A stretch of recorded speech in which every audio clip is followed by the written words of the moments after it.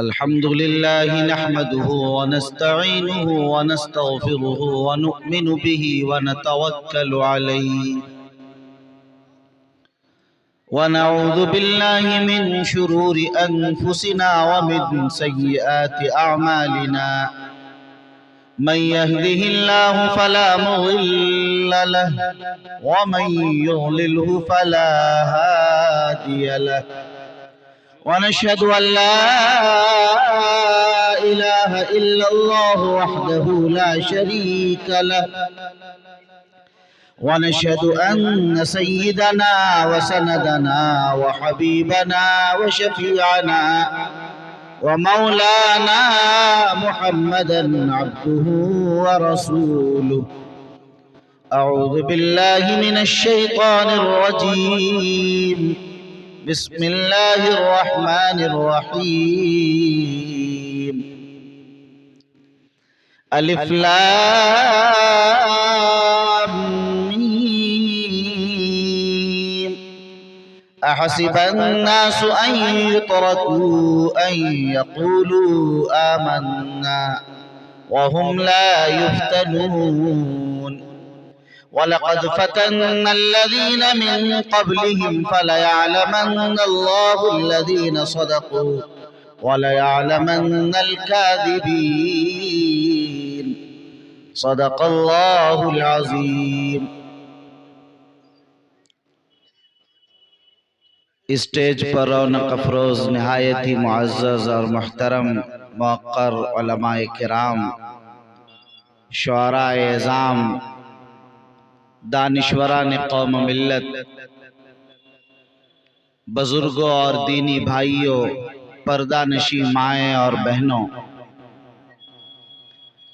کافی دیر سے آپ حضرات یہاں تشریف رکھتے ہوئے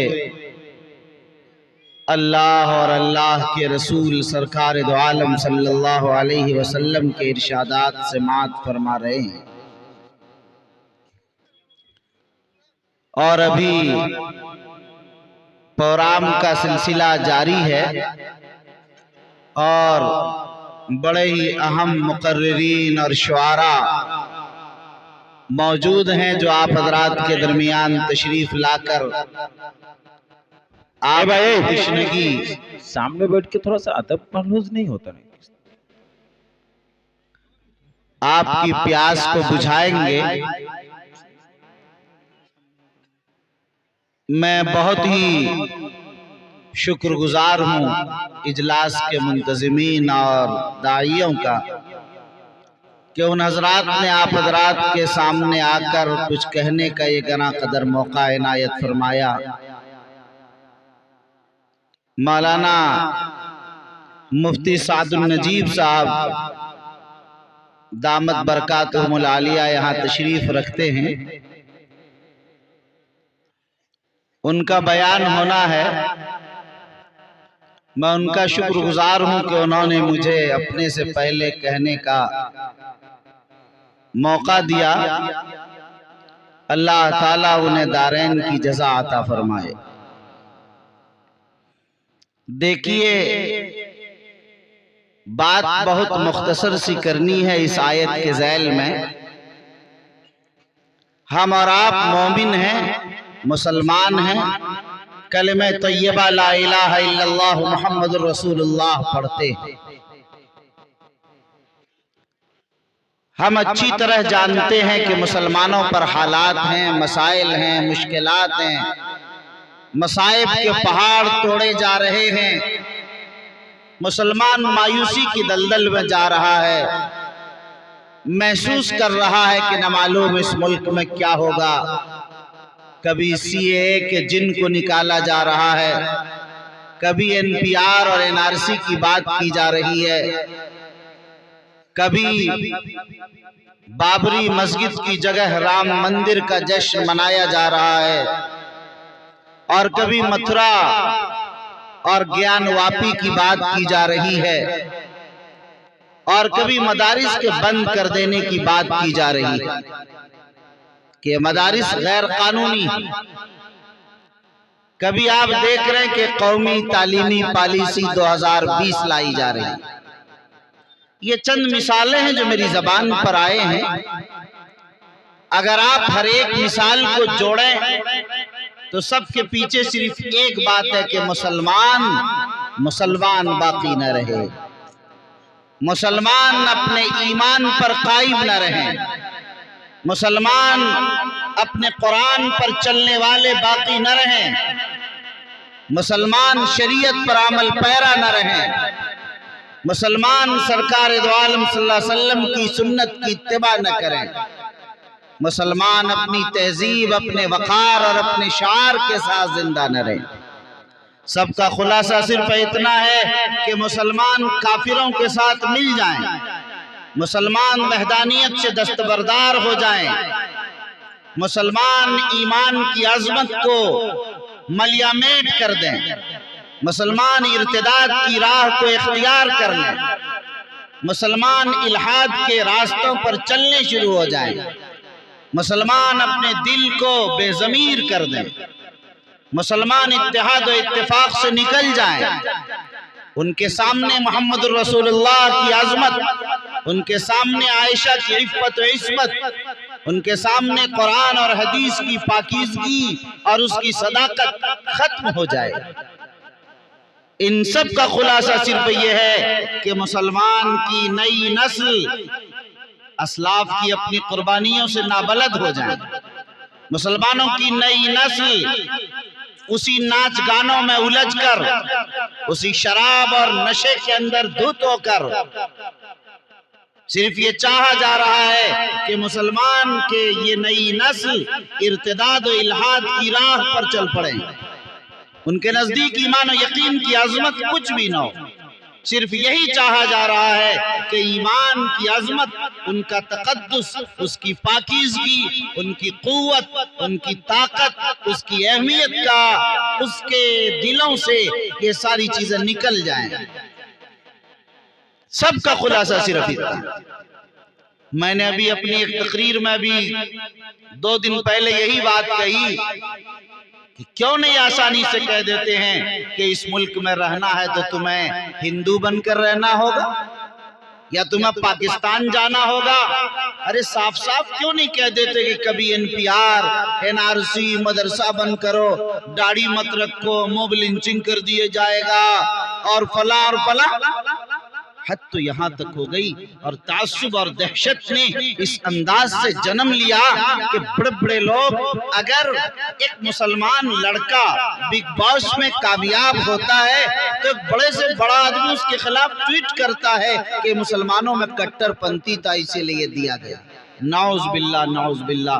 جس ملک کی اس قدر سطحیت اور بدترین صورتحال سے جو ملک گزرے گا، یاد رکھیے کہ اس ملک میں کیا ہوگا آپ کچھ نہیں کہہ سکتے۔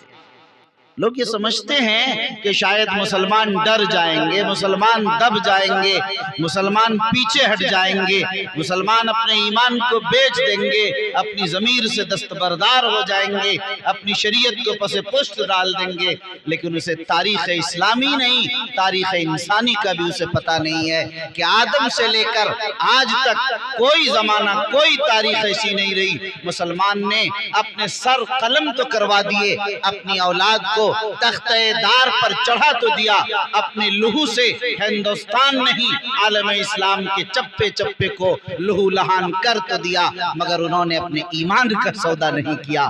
وہ جان تو دے سکتا ہے، وہ مال تو دے سکتا ہے، وہ قربانیاں اور اپنی سب کچھ قربان کر دینے کے لیے تیار ہو سکتا ہے، لیکن اگر مسلمان نشے میں دھت بھی ہوگا، اگر اس کے اسلاف کی بات آئے گی، اگر اس کے نبی کی عظمت کو تاراج کرنے کی بات کی جائے گی تو مسلمان اپنا سر جدا کر دے گا اپنے تن سے، مگر محمد کی عفت و عصمت پر آنچ نہیں آنے دے گا۔ انہیں یہ اندازہ نہیں ہے کہ وہ غلط رخ اور غلط سمت میں چل پڑے ہیں۔ انہیں یہ یاد رکھنا چاہیے، ہمارے بہت سے دانشور یہ کہنے لگے کہ ہندوستان کو اسپین کی راہ پر چلایا جانے لگا۔ مسلمانوں، میں آپ حضرات پڑھے لکھوں سے بھی کہہ دینا چاہتا ہوں، یہ جملہ غلط اور سراسر غلط ہے۔ ہندوستان کو کبھی اسپین نہیں بنایا جا سکتا، ہندوستان میں اسرائیل کے سارے مطالعے کے باوجود ہندوستانیوں کا مطالعہ فیل ہو جائے گا، اس لیے کہ اس ملک میں مدارس ہیں، اس ملک میں مکاتب دینیہ ہیں، اس ملک میں مراکز اسلامیہ ہیں، اس ملک میں علماء اور مفتیان و قضات ہیں، یہاں دعات و مبلغین ہیں، یہاں وہ لوگ ہیں جو سرفروشی کی تمنا اپنے دل میں رکھتے ہیں، ان کے دل میں جذبہ ایمان ہے، ان کے جذبہ شہادت ہے، حوصلہ ہے، ولولہ ہے، طاقت ہے، وہ ظاہر سب کچھ قربان کر دیں گے مگر وہ ایمان کا سودا نہیں کر سکتے۔ انہیں شاید یہ پتہ نہیں کہ ابھی 1857 کو گزرے بہت زیادہ دن نہیں ہوا، ٹامسن مورخ لکھتا ہے کہ جب میں نے دیکھا کہ یہاں دلی کی جامع مسجد سے لے کر لاہور تک درخت پر ایک ایک پھندے پر ایک ایک ٹہنی پر ایک ایک مسلمان لٹکا ہوا ہے، لیکن کبھی کسی نے یہ نہیں کہا اور اپنا قدم پیچھے نہیں ہٹایا اور اپنے ہاتھوں میں لغزش اور جنبش نہیں آنے دی۔ جب کہہ دیا اور اعلان کر دیا کہ انگریزوں کو اس ملک سے نکالا جانا فرض ہے، انگریزوں کے خلاف جہاد فرض ہے، تو اس ملک کا مسلمان کبھی پیچھے نہیں ہٹا، آگے بڑھتا چلا گیا، حتیٰ کہ 1947 کا وہ سورج اس طرح طلوع ہوا کہ یہ ملک آزاد ہو جاتا ہے۔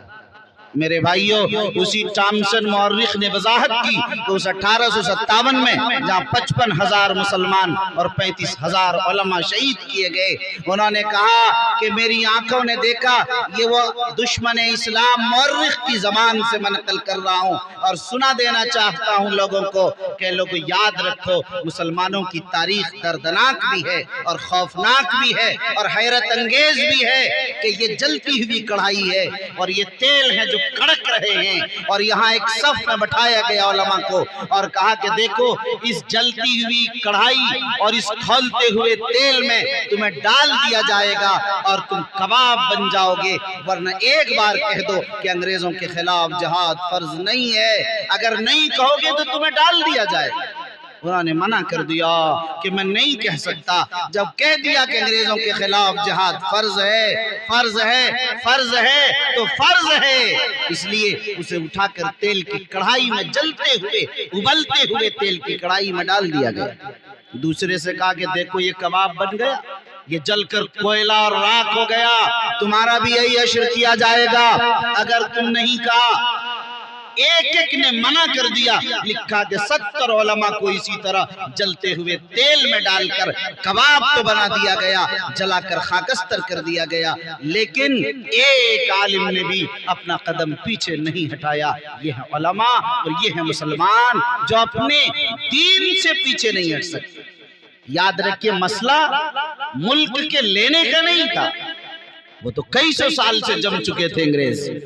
اس بات کو بھی یاد رکھیے، مسئلہ اس وقت گرمایا جب شاہ عبدالعزیز نے تو فتویٰ دیا تھا، لیکن معاملہ اس وقت بنا کہ جب انہوں نے 27,000 پادری انگلینڈ سے بلا کر یہاں مذہب عیسائیت کی تبلیغ شروع کر دی تھی، جب انہوں نے یہ لازم کر دیا تھا کہ اس ملک کا ہر ملازم جو ہمارا ہے اس کے لئے ضروری ہے کہ عیسائی مبلغین کی تقریروں میں جا کر وہ بیٹھے، جب یہ لازم کر دیا گیا تھا، اس کی خواہش ہو گئی تھی کہ اس ملک کے ہر گھر سے بائبل کی آواز آئے گی، اس ملک کے ہر گھر پر عیسائیت کا جھنڈا لہرائے گا، یہاں عیسیٰ مسیح کے ترانے گنگنائے جائیں گے۔ جب یہ خواب دیکھا تو مسلمان چین سے نہیں بیٹھے، مسلمانوں کی حکومت چھن گئی، تخت و تاراج ختم ہو گیا، وہ حالات پیش آئے کہ انگریز آخری بادشاہ بہادر شاہ ظفر کو کالا پانی بھیج دیا گیا۔ وہ وقت بھی آیا کہ بہادر شاہ ظفر کے دونوں بیٹوں کے سر قلم کر کے تشت میں سجا کر پیش کر دیا، ایک بار پھر جاؤ، لیکن نہیں پھرے۔ یاد رکھیے کہ وہاں جب اسلام کی بات آئی، ایمان کی بات آئی اور قرآن کی بات آئی، شریعت کی بات آئی، تو مسلمانوں نے کہا کہ ہم اسلام سے دستبردار نہیں ہو سکتے۔ اس لئے میرے بھائیوں، ہمیں اس ملک میں جینا ہے، عزت کے ساتھ جینا ہے، عظمت کے ساتھ جینا ہے، اپنے شعار کے ساتھ جینا ہے۔ اپنے ایمان کے ساتھ جینا ہے، اپنے قرآن کو ایک ہاتھ میں اور اپنی حدیث کو دوسرے ہاتھ میں رکھ کر جینا ہے۔ ہمارے آگے شریعت ہے، ہمارے پیچھے طریقت ہے، ہمارے آگے اللہ کے ارشاد ہیں، ہمارے پیچھے رسول اللہ کے فرامین ہیں۔ ہم چلتے ہیں شریعت پر، ہم ڈھلتے ہیں سنتوں کی راہ پر۔ اس لیے کوئی چاہے کہ ہم سے ان چیزوں کو چھین لے، یاد رکھو ایمان وہ سودا نہیں ہے جس سے چھینا جا سکتا ہے، ایمان وہ سودا نہیں ہے جسے کوئی لوٹ سکتا ہے۔ یہ ایمان کے لٹیرے اگر لوٹنا چاہیں تو نہیں لوٹ سکتے۔ قرآن کی آیت میں یہی کہا گیا، احسب الناس ان یترکوا ان یقولوا آمنا وہم لا یفتنون۔ لوگوں کیا خیال ہے کہ جو لوگ یہ کہیں کہ ہم مومن ہیں، ہم مسلمان ہیں، ہم کلمہ طیبہ لا الہ الا اللہ محمد رسول اللہ پڑھتے ہیں اور ہمیں آزمایا نہ جائے گا، ایسا نہیں ہو سکتا۔ یہ خیال خام ہے، یہ جھوٹا خیال ہو سکتا ہے، سچا خیال نہیں۔ جو بھی کہے گا کہ ہم مومن ہیں، جو پڑھے گا اپنی زبان سے کلمہ طیبہ، جو کلمہ مستانہ ہے، جو کلمہ وحدانیت ہے، لا الہ الا اللہ محمد رسول اللہ، اسے آزمایا جائے گا، مصائب کی بھٹیوں میں تپایا جائے گا، مشکل حالات سے گزارا جائے گا۔ اور کیوں؟ قرآن نے یہ بھی کہہ دیا وَلَقَدْ فَتَنَّ الَّذِينَ مِن قَبْلِهِمْ، ہم نے پہلوں کو بھی آزمایا۔ حضرت زکریا کو ذبح کر دیا گیا، حضرت یحییٰ کو چیر دیا گیا آرام سے، انبیاء کو ایک دن میں سینکڑوں کو شہید کیا جا رہا، ہزاروں اولیاء اللہ کو شہید کر دیا جا رہا۔ ہم نے پہلوں کو بھی آزمایا۔ اور کیوں آزمایا؟ امتحان کا مقصد جانتے ہو، قرآن نے امتحان کا مقصد بھی بتا دیا، فَلَيَعْلَمَنَّ اللَّهُ الَّذِينَ صَدَقُوا وَلَيَعْلَمَنَّ الْكَاذِبِينَ، تاکہ جان لیں کہ سچے کون ہیں اور جھوٹے کون ہیں، مخلص کون ہیں، منافق کون ہیں، کون ہے جو ہوا کے تھپیڑے میں اور طوفانوں میں بہہ کر اپنے ایمان کا سودا کر جاتا ہے، کون ہے جو استقامت کی راہ، عزیمت کی راہ اختیار کرتا ہے، کون ہے جو ہر مشکل حالات کو سہ کر بھی ایمان پر کھرا اترتا ہے۔ اسی لیے آزمایا جاتا ہے۔ آپ دیکھ رہے ہیں کہ کتنے مسلمان نام رکھنے والے بڑی تیزی کے ساتھ ایمان سے پھرتے ہوئے آپ کو نظر آ رہے ہیں۔ ایک لہر چل رہی ہے، یہ جانچا جا رہا ہے کون ہے مخلص جو مشکل حالات میں کانٹوں بھری زندگی میں چل کر ایمان پر استقامت اختیار کر کے اللہ کی وحدانیت کو تسلیم کر کے اپنی سارے راحتوں آسائشوں کو قربان کر کے اللہ اکبر اللہ احد کا نعرہ لگاتا ہے۔ کون ہے جو اس سے پھر جاتا ہے، مزے کرتا ہے، مستیاں لوٹتا ہے؟ کون ہے جو ہاں میں ہاں ملا کر راجیہ سبھا کی سیٹ لینے کے لیے تیار ہیں؟ راجیہ سبھا تو کیا ایسے دہانے کھول دیے، جو مسلمان اپنے ایمان کا سودا کر لیتا ہے، نام مسلمان رکھتا ہے، تو کیرالہ جیسے اسٹیٹ کا گورنر بھی بن جایا کرتا ہے۔ میرے بھائیوں، ایسے بے ضمیروں اور ایسے بے ایمانوں اور ایسے سوداگروں کا کیا کہنا؟ آپ ایک دیہات میں رہتے اور بستے ضرور ہیں، لیکن آپ کا ایمان بہت زیادہ طاقتور ہے اور آپ کی ضمیر وفادار ہے، آپ بے ضمیری پر نہیں اتر۔ اس لئے میرے بھائیوں، ہمیں اور آپ سب کو چاہیے ہم اپنی اولاد کو بھی ایمان کی طاقت بتائیں، سمجھائیں اور اپنے بچوں سے کہیں کہ اے میرے بیٹو یاد رکھو تم بلال حبشی کی اولاد ہو، جو بلال تپتے ہوئے ریت پر بھی احد کا نعرہ بلند کیا کرتا تھا۔ اے بیٹیوں، اے میری بیٹیوں، دلاری بیٹیوں، یاد رکھو کہ تم اس سمیہ کی اولاد ہو جس سمیہ سے کہا گیا تھا کہ اگر تم نے اسلام اور ایمان سے پیچھے نہیں ہٹی تو یاد رکھو تمہارے جسم کے 2 ٹکڑے کر دیے جائیں گے۔ لیکن سمیہ نے کہا تھا کہ 2 ٹکڑے اور جان لینے کی 1000 جان بھی اگر اللہ دے دے اور اللہ کی راہ میں شہید کر دی جاؤں 1000 بار تو یہ میرے لیے بڑے فخر کی بات ہے۔ میرے بھائیوں، ہمیں اپنے بچوں اور بچیوں کو بتانے کی ضرورت ہے، انہیں بتانے کی ضرورت ہے کہ اے نوجوانوں، اے میرے بیٹے اور بیٹیوں، اے میرے بھائیوں اور بہنوں، یاد رکھیے اچھی طرح ایمان کا سودا کبھی نہیں کیا جا سکتا ہے۔ حالات کچھ بھی آ جائیں، ہم مومن ہیں، کلمہ طیبہ لا الہ الا اللہ پڑھتے ہیں، یہ وہ کلمہ ہے جو جنت کا دروازہ ہے، یہ کلمہ ہے جو جنت کی چابی اور کنجی ہے۔ جس کے پاس یہ کلمہ نہیں، قیامت کبھی بھی جنت میں وہ نہیں جا سکتا ہے، وہ جنت کی خوشبو بھی نہیں پا سکتا۔ یہ اتنا بڑا کلمہ بڑا چھوٹا سا لیکن بڑا وزنی کلمہ، آپ جانتے ہیں اس کلمے کی طاقت.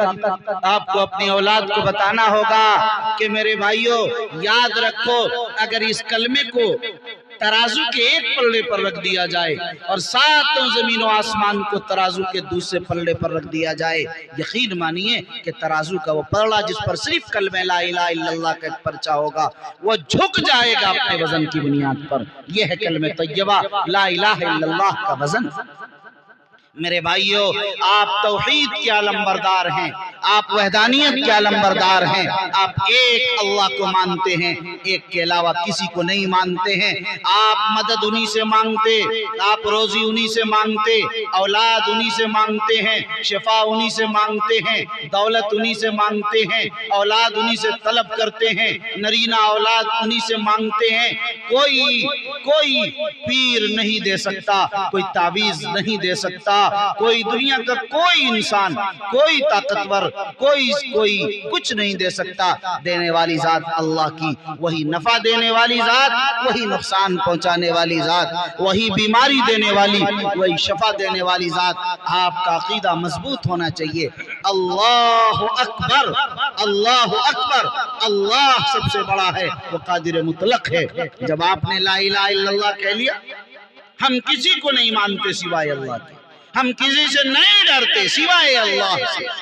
جو صرف اللہ سے ڈرتا ہے وہ دنیا کی کسی طاقت سے نہیں ڈرتا، اس لیے کہ طاقتوں کا پیدا کرنے والا وہی خدا ہے. وہ بادشاہوں کا بادشاہ، وہ سلطان السلاطین، احکم الحاکمین، قادر مطلق ہے. جب وہ طاقت ہمارے ساتھ ہے تو دنیا کی کسی طاقت کی ہمیں ضرورت نہیں. اے لوگو، جب ایک بار اپنی زبان سے بھی جملہ کہہ لیں ان اللہ معنا، اللہ ہمارے ساتھ، اللہ ہمارے ساتھ ہے، اللہ اکبر، اس جملے کا وزن تو دیکھیے. جب اللہ ہمارے ساتھ ہو گیا تو ساری دنیا اگر مخالف ہو جائے ہمارا کوئی کچھ نہیں بگاڑ سکتا. اللہ آپ کے ساتھ، ایمان والوں کے ساتھ ہے. اس لئے میرے بھائیوں آپ اپنے ایمان کو پختہ کیجئے، اس کو بالیدہ کیجئے، اس کو زندگی عطا کیجئے، اعمال صالحہ سے اسے سنواریے اور آپ استقامت اختیار کیجئے. ہماری زندگیوں میں نماز کی پابندی ہونی چاہیے، ہمیں زکوٰۃ کی پابندی کرنی چاہیے، ہمیں روزے کی پابندی کرنی چاہیے. ہمیں ضرورت ہے، اگر ہم مالدار ہیں، طاقت ہے، ہمیں حج کرنا چاہیے. یاد رکھیے سچ بولنا، امانت داری، وفاداری، کون نہیں جانتا یہ اچھی چیز؟ غیبت، چغلخوری کون نہیں جانتا حرام؟ وعدہ خلافی کون نہیں جانتا یہ حرام اور ناجائز ہے؟ زنا کون نہیں جانتا یہ بری چیز ہے؟ کون نہیں جانتا بدنگاہی بری چیز ہے؟ کون نہیں جانتا کہ بے پردگی بری چیز ہے؟ کون نہیں جانتا کہ سود کا لینا دینا دونوں حرام ہے؟ کون نہیں جانتا کہ نشہ والی چیز کا استعمال کرنا حرام اور ناجائز ہے؟ اے لوگو، اگر ہم حرام سے بھی نہیں بچے، ہم نے حلال کو بھی نہیں اپنایا، ہم نے فرض کو بھی نہیں اختیار کیا، اے لوگو پھر ہم کس چیز کے مسلمان ہیں؟ کیا منہ دکھائیں گے؟ اے میرے بھائیو، آؤ غیرت میں جاگو، جاگ جاؤ کہ ہم مسلمان اور کلمہ طیبہ پڑھنے والے ہیں. اس لیے ایمان کے جو تقاضے ہیں، جو فرائض ہیں، ہم اس پر چلیں گے اور پوری قوت کے ساتھ ہم اس پر چلیں گے. اس سے ایک لمحے کے لیے بھی پیچھے ہٹنے کے لیے ہم تیار نہیں ہوں گے. میرے بھائیوں، میرے بزرگوں، میں آپ سے صرف یہی ایک پیغام دینے کے لیے آیا. حالات مشکل آتے ہیں اور چلے جاتے ہیں. ان مشکل حالات میں جمنا اور صبر اختیار کرنا اور لائے عمل بنانا، اپنے آپ کو مستعد اور تیار کرنا، اپنے آپ کو شریعت پر جمانا اور اپنے زندگیوں میں تعلیم کو لانا اور جہالت سے اپنے آپ کو پاک کرنا، معاشرے کو پاکیزہ بنانا اور معاشرے کی برائیوں سے اپنے معاشرے کو پاک و صاف کرنا، یہ ہماری اور آپ سب کی ذمہ داری ہے. دعا کیجئے اللہ تعالی اس اجلاس کو کامیاب فرمائے اور اس اجلاس کے منتظمین کو قبولیت سے سرفراز فرمائے اور اللہ تعالی ہماری اور آپ کی نصرت فرمائے اور اللہ اس ملک میں امن، چین و سکون نصیب فرمائے اور اللہ اس ملک میں ایمان اور اسلام کو، مسلمانوں کو سربلندی نصیب فرمائے اور صاحب ایمان کی عظمت رفتہ کو واپس فرمائے. آمین. وآخر دعوانا ان الحمدللہ رب العالمین.